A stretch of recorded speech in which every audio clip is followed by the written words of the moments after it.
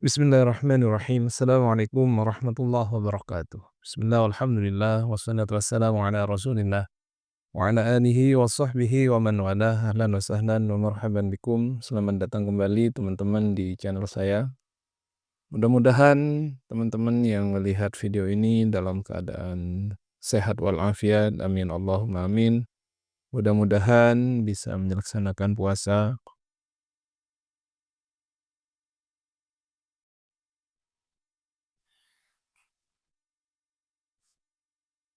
selama 30 hari selama bulan Ramadan, dan mudah-mudahan kita diberikan kemampuan untuk bisa beribadah di bulan Ramadan ini, membaca Quran, salat tarawih, dan bersedekah. Baik, insyaallah pada kali ini kita akan membahas salah satu tema yang juga erat kaitannya dengan bulan Ramadan, karena bulan Ramadan ini adalah bulan diturunkannya Al-Quran. Maka kita akan membahas pada kesempatan ini tentang 3 fase atau 3 masa pengumpulan Al-Quran. Baik, Al-Quran diturunkan dalam 3 fase pengumpulan. Kita sebutkan nomor 1 adalah pada masa Rasulullah Shallallahu Alaihi Wasallam. Pada masa Rasulullah Shallallahu Alaihi Wasallam, Nabi Muhammad mendapatkan wahyu dari Allah Subhanahu Wa Taala berupa Al-Quran seperti yang kita ketahui. Dan setiap beliau mendapatkan wahyu, beliau langsung menghafalkannya dan juga mendiktikannya kepada sahabat, sehingga sahabat pada waktu itu juga menghafal apa yang dihafal oleh Rasulullah. Ada 2 cara kemudian yang dilakukan dalam pengumpulan Al-Quran pada masa Rasulullah, yaitu menggunakan hafalan, karena memang bangsa Arab terkenal dengan bangsa yang lebih mengutamakan hafalan daripada tulisan. Tetapi khusus untuk Al-Quran, selain dihafal, Rasulullah juga menyuruh beberapa sahabat yang bisa menulis untuk menuliskan Al-Quran, termasuk sahabat Zaid bin Sabit. Jadi pada masa Rasulullah wahyu turun selama 23 tahun itu, misalkan turun 5 ayat, maka itu pun maka dibacakan wahyu itu kepada sahabat, kemudian sahabat menghafalkannya dan juga sebagian sahabat juga menuliskannya. Jadi begitu penulisan Al-Quran pada masa Rasulullah SAW, yaitu dengan cara dihafalkan dan juga ditulis. Penulisan Al-Quran pada masa Rasulullah SAW ini penulisan dengan media yang sangat sederhana. Misalkan ditulis di pelepah kurma, di tulang binatang, di batu, dan juga di kulit binatang. Jadi belum ada kertas seperti yang ada di zaman kita ini, sehingga penulisan pada waktu itu ditulis dengan sangat sederhana. Yang penting Al-Quran selain dihafalkan oleh banyak sahabat, juga kemudian ditulis oleh beberapa sahabat yang kemudian memang bisa menulis Al-Quran. Berikutnya, Al-Quran pada zaman Nabi Muhammad SAW ini memang tidak ditulis secara dalam satu mushaf, ya. Karena banyak hal, ya, selain tadi belum Al-Quran masih dalam proses penurunan, dan di dalam Al-Quran kita tahu ada namanya an-nasakh wal mansuh. Nasakh wal mansuh itu adalah di mana ada satu ayat yang kemudian digantikan dengan ayat lain. Sehingga karena prosesnya seperti ini, Al-Quran itu memang sebaiknya memang bukan menjadi dalam satu mushaf. Maka memang dia berada di tercerai-berai. Misalkan ada di satu tulisan ada di pelepah kurma, tulisan lain ada di kulit binatang, begitu, ya. Dan Rasulullah ketika turun wahyu ini, cara menyampaikannya selain menyampaikan wahyu itu untuk dihafalkan, juga Rasulullah membimbing sahabat untuk meletakkannya di posisinya. Misalkan, letakkanlah ayat ini pada surat ini, letakkanlah ayat ini setelah ayat ini, begitu. Jadi semuanya dibimbing oleh Rasulullah sesuai dengan yang sudah ada pada zaman kita. Jadi tertib mushaf dari surah Al-Baqarah itu memang Rasulullah yang kemudian menentukannya. Itu pada masa Rasulullah SAW, yang kemudian intinya wahyu pada waktu itu ditulis dan juga dihafalkan, tetapi dengan media yang sangat sederhana. dan juga tidak dikumpulkan dalam satu mushaf karena masih berlangsung wahyu dan sering terjadi pergan pergantian ayat. Berikutnya adalah pada masa Abu Bakar As-Siddiq. Setelah meninggalnya Rasulullah SAW, ada beberapa peperangan ya. Abu Bakar terkenal dengan memerangi orang-orang murtad pada waktu itu. Salah satu perang, ada perang namanya Perang Yamamah. Nah, Perang Yamamah ini banyak sekali kemudian penghafal Al-Quran yang gugur.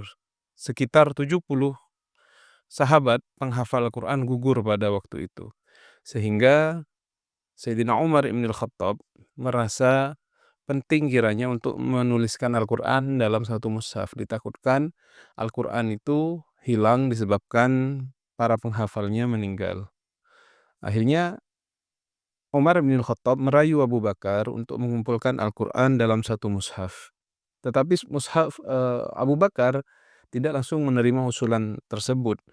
Beliau berkata, bagaimana kita melakukan sesuatu yang tidak pernah dilakukan Rasulullah. Tapi Umar terus saja merayu Abu Bakar agar mau mengumpulkan Al-Quran dalam satu mushaf. Sehingga akhirnya Abu Bakar pun mau. Setelah kemudian dirayu oleh Sayyidina Umar ibn Khattab. Ketika Abu Bakar ingin mengumpulkan Al-Quran ini, beliau meminta kepada sahabat Zaid bin Sabit untuk menjadi ketua pengumpulan Al-Quran ini. Dan dibantu oleh sahabat-sahabat yang lain. Pada awalnya ketika Abu Bakar memerintahkan Zaid ini sama posisinya. Zaid tidak mau. Tidak mau karena memang itu tidak pernah dilakukan oleh Rasulullah Shallallahu Alaihi Wasallam. Sehingga Zaid beralasan, kenapa kita harus melakukan sesuatu yang tidak pernah dilakukan oleh Rasulullah Shallallahu Alaihi Wasallam. Terus Abu Bakar merayunya hingga pun Zaid setuju untuk mengumpulkan Al-Quran dalam satu mushaf ini. Zaid bin Sabit dan sahabat-sahabat yang membantunya dalam mengumpulkan mushaf pada waktu itu, mereka menggunakan dua metode verifikasi. Yang pertama adalah menggunakan catatan-catatan Al-Quran yang ada pada masa Rasulullah SAW. Yang kedua adalah catatan tersebut diverifikasi, dicocokkan dengan hafalan para sahabat. Maka dua metode ini yang digunakan. Tidak hanya mencukupkan dengan hafalan, tetapi harus ada tulisannya. Nah, ini adalah bentuk ketelitian yang dilakukan oleh Zaid bin Sabit dan para sahabat waktu itu untuk menuliskan Al-Quran pada masa Abu Bakar ini. Memang ada pada waktu itu beberapa sahabat yang kemudian mencoba mengumpulkan Al-Quran dengan inisiatif pribadi seperti Sayyidina Ali dan sahabat-sahabat yang lain. Tetapi dari segi ketelitian, penulisan, kerapian itu tidak ada yang menyamai mushaf yang disusun atas perintah Sayyidina Abu Bakar kepada Zaid ini. Jadi akhirnya setelah proses itu selesai, terciptalah sebuah mushaf yang kemudian disimpan oleh Sayyidina Abu Bakar, dan setelah Abu Bakar meninggal diserahkan kepada Sayyidina Umar, dan setelah Sayyidina Umar meninggal diserahkan kepada putrinya yaitu Hafsah binti Umar. Mushaf yang ditulis pada masa Abu Bakar ini diantaranya adalah masih mengandung, dalam mushaf ini disebut dengan sab'atu ahruf. Bahwasanya Al-Quran itu memang diturunkan dengan sab'atu ahruf. Inna hadzal Qur'an unzila ala sab'ati ahrufin. Sesungguhnya Al-Quran ini diturunkan dengan sab'atu ahruf. Jadi mushaf yang ada pada zaman Abu Bakar ditulis dalam satu mushaf tetapi masih mengandung sab'atu ahruf. Untuk penjelasan sab'atu ahruf insyaallah kita jelaskan di tempatnya ya insyaallah minggu depan. Nah, itu adalah pengumpulan Al-Quran pada masa Sayyidina Abu Bakar As-Siddiq. Pengumpulan yang ketiga dan yang ini yang terakhir ya. Jadi pengumpulan pertama pada masa Rasulullah, kemudian pada masa Abu Bakar, dan ini pada Sayyidina Utsman. Pada masa Sayyidina Utsman, wilayah Islam ini semakin meluas. Sehingga meluasnya wilayah ke daerah-daerah yang bukan penutur Arab asli seperti daerah Irak dan lain-lain menyebabkan banyak sekali variasi dalam membaca Al-Quran.